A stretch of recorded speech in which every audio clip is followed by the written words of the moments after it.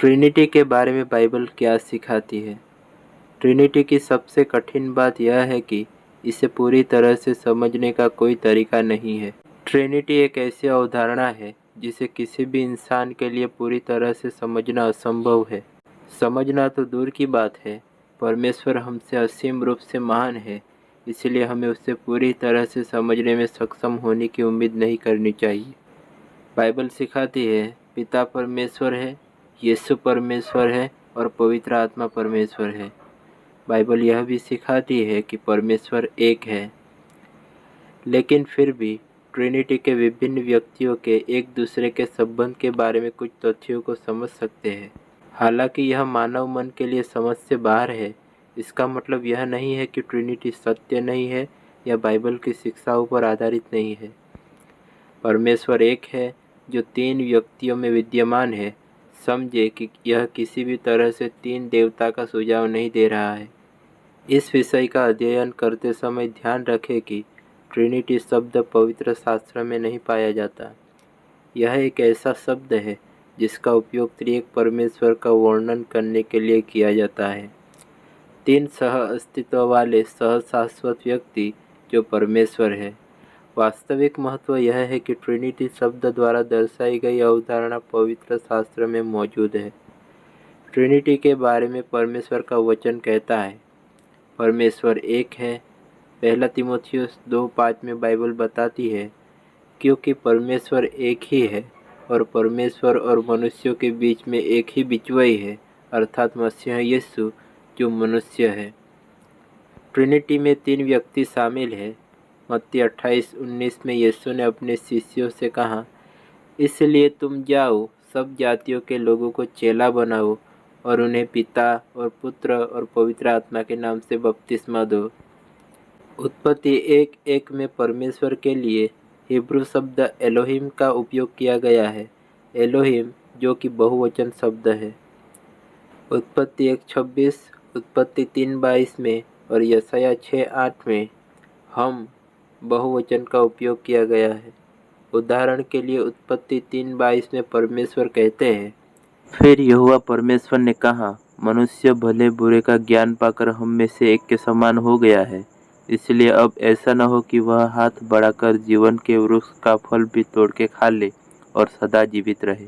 परमेश्वर यानी Elohim Hebrew शब्द निश्चित रूप से ट्रिनिटी की अनुमति देता है।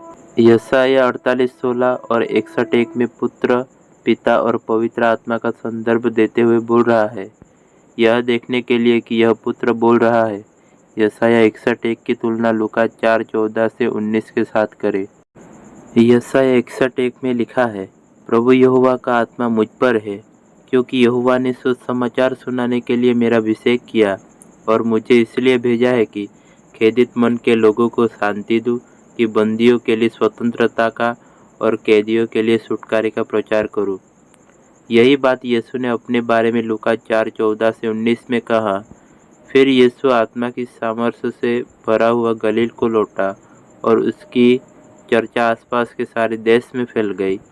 वह उनके आराधनालयों में उपदेश करता रहा और सब उसकी बड़ाई करते थे। फिर वह नासरत में आया, जहाँ पाला पोसा गया था, और अपनी रीति के अनुसार सबके दिन आराधनालय में जाकर पढ़ने के लिए खड़ा हुआ।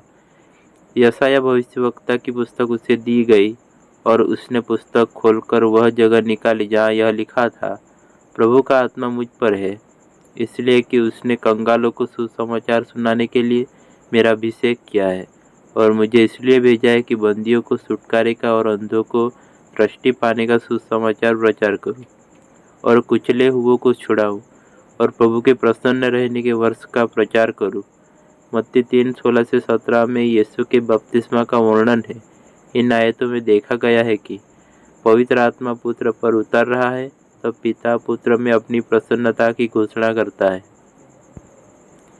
मत्ती 3:16 से 17 में बाइबल बताती है, और यीशु बपतिस्मा लेकर तुरंत पानी में से ऊपर आया, और देखो उसके लिए आकाश खुल गया और उसने परमेश्वर के आत्मा को कबूतर के समान उतरते और अपने ऊपर आते देखा। और देखो यह आकाशवाणी हुई, यह मेरा प्रिय पुत्र है जिससे मैं अत्यंत प्रसन्न हूँ।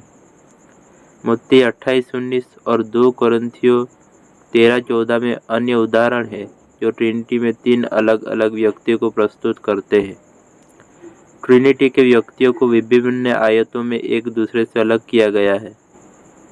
नए नियम में यीशु पिता से एक सहायक अर्थात पवित्र आत्मा भेजने की बात करते हैं।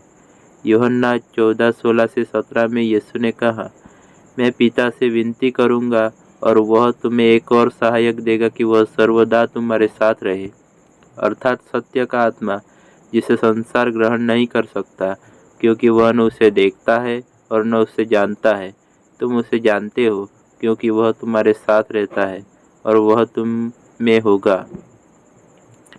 इससे पता चलता है कि यीशु स्वयं को पिता या पवित्र आत्मा नहीं मानते थे। अन्य उदाहरणों पर भी विचार करें।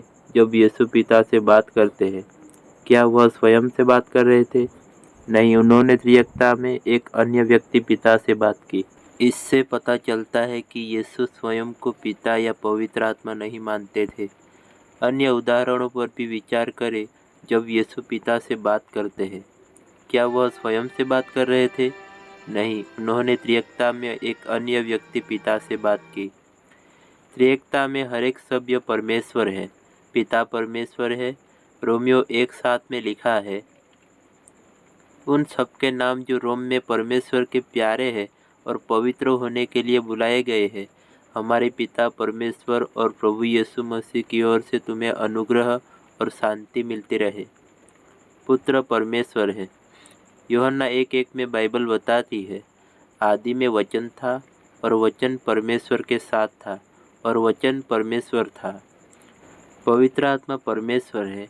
1 कुरिन्थियों 3:16 में बाइबल बताती है, क्या तुम नहीं जानते कि तुम परमेश्वर का मंदिर हो और परमेश्वर का आत्मा तुम में वास करता है? त्रिएकता के भीतर अधीनता है। पवित्र शास्त्र से पता चलता है कि पवित्र आत्मा पिता और पुत्र के अधीन है और पुत्र पिता के अधीन है। यह एक आंतरिक संबंध है जिसे हमारा सीमित दिमाग अनंत परमेश्वर के बारे में समझ नहीं सकता। लूका 22:42 में लिखा है, हे पिता, यदि तू चाहे तो इस कटोरे को मेरे पास से हटा ले, तो भी मेरी नहीं परंतु तेरी ही इच्छा पूरी हो। इससे पता चलता है कि यीशु पिता के अधीन है। यूहन्ना 16:13-14 में बाइबल बताती है, परंतु जब वह अर्थात सत्य का आत्मा आएगा तो तुम्हें सब सत्य का मार्ग बताएगा, क्योंकि वह अपनी ओर से न कहेगा परंतु जो कुछ सुनेगा वही कहेगा और आने वाली बातें तुम्हें बताएगा। जो कुछ पिता का है वह सब मेरा है, इसलिए मैंने कहा कि वह मेरी बातें में से लेकर तुम्हें बताएगा। इससे पता चलता है कि पवित्र आत्मा पुत्र और पिता के अधीन है। ट्रिनिटी के अलग अलग सदस्यों के अलग अलग कार्य है। पिता ब्रह्मांड का अंतिम स्रोत या कारण है। 1 कुरिन्थियों 8:6 में लिखा है, तो भी हमारे लिए तो एक ही परमेश्वर है, अर्थात पिता, जिसकी ओर से सब वस्तुएं है और हम उसी के लिए है, और एक ही प्रभु है, अर्थात यीशु मसीह, जिसके द्वारा सब वस्तुएं हुई और हम भी उसी के द्वारा है। पिता ने प्रभु यीशु का प्रकाशन दिया। प्रकाशित वाक्य 1:1 में लिखा है, यीशु मसीह का प्रकाशित वाक्य जो उसे परमेश्वर ने इसलिए दिया कि अपने दासों को वे बातें जिनका शीघ्र होना आवश्यक है दिखाए, और उसने अपने स्वर्गदूत को भेजकर उसके द्वारा अपने दास यूहन्ना को बताया। पिता मानव जाति को बचाने के लिए अपने पुत्र को संसार में भेजते हैं। यूहन्ना 3:16-17 में बाइबल बताती है, क्योंकि परमेश्वर ने जगत से ऐसा प्रेम रखा कि उसने अपना एकलौता पुत्र दे दिया, ताकि जो कोई उस पर विश्वास करे वह नष्ट न हो परंतु अनंत जीवन पाए। परमेश्वर ने अपने पुत्र को जगत में इसलिए नहीं भेजा कि जगत पर दंड की आज्ञा दे, परंतु इसलिए कि जगत उसके द्वारा उद्धार पाए। पिता और पुत्र दोनों साथ काम करते हैं। यूहन्ना 5:17 में लिखा है, इस पर यीशु ने उनसे कहा, मेरा पिता अब तक काम करता है और मैं भी काम करता हूँ। इन सभी वस्तुओं की शुरुआत पिता करते हैं। पुत्र के बारे में देखें तो पुत्र वही है जिसके माध्यम से पिता काम करते हैं, ब्रह्मांड की रचना और रख रखाव। बाइबल बताती है कुलुस्सियों 1:16-17 में क्योंकि उसी से सारी वस्तुओं की सृष्टि हुई, स्वर्ग की हो अथवा पृथ्वी की, देखी या अनदेखी, क्या सिंहासन, क्या प्रभुताएं, क्या प्रधानताएं, क्या अधिकार, सारी वस्तुएं उसी के द्वारा और उसी के लिए सृजी गई है। वही सब वस्तुओं में प्रथम है और सब वस्तुएं उसी में स्थिर रहती है। पुत्र परमेश्वर का प्रकाशन है। मत्ती 11:27 में बाइबल बताती है, मेरे पिता ने मुझे सब कुछ सौंपा है और कोई पुत्र को नहीं जानता केवल पिता, और कोई पिता को नहीं जानता केवल पुत्र, और वह जिस पर पुत्र उसे प्रकट करना चाहे। पुत्र मानव जाति के लिए मुक्ति का कार्य करते हैं। मत्ती 1:21 में बाइबल बताती है, वह पुत्र जनेगी और तू उसका नाम यीशु रखना, क्योंकि वह अपने लोगों का उनके पापों से उद्धार करेगा। पिता ये सभी कार्य पुत्र के माध्यम से करते हैं। पवित्र आत्मा वह व्यक्ति है जिसके द्वारा भी पिता ब्रह्मांड का निर्माण और रखरखाव करते हैं।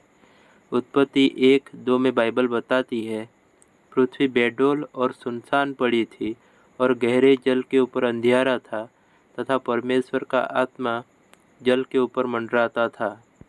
परमेश्वर की बातें अर्थात परमेश्वर का प्रकाशन पवित्र आत्मा हमें सिखाता है।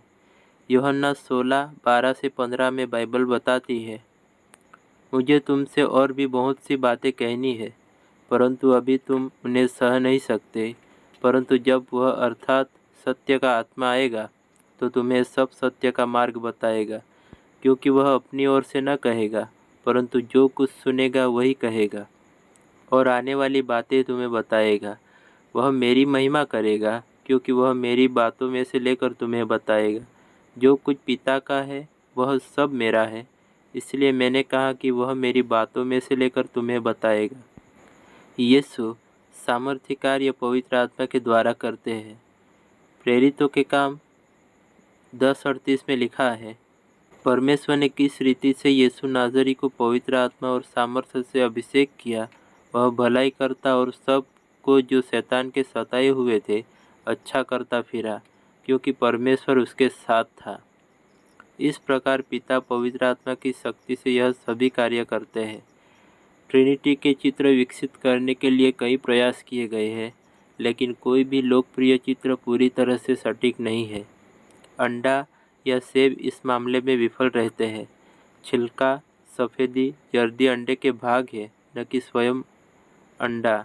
जैसे सेब का छिलका, गूदा और बीज इसके भाग है, सेब स्वयं नहीं।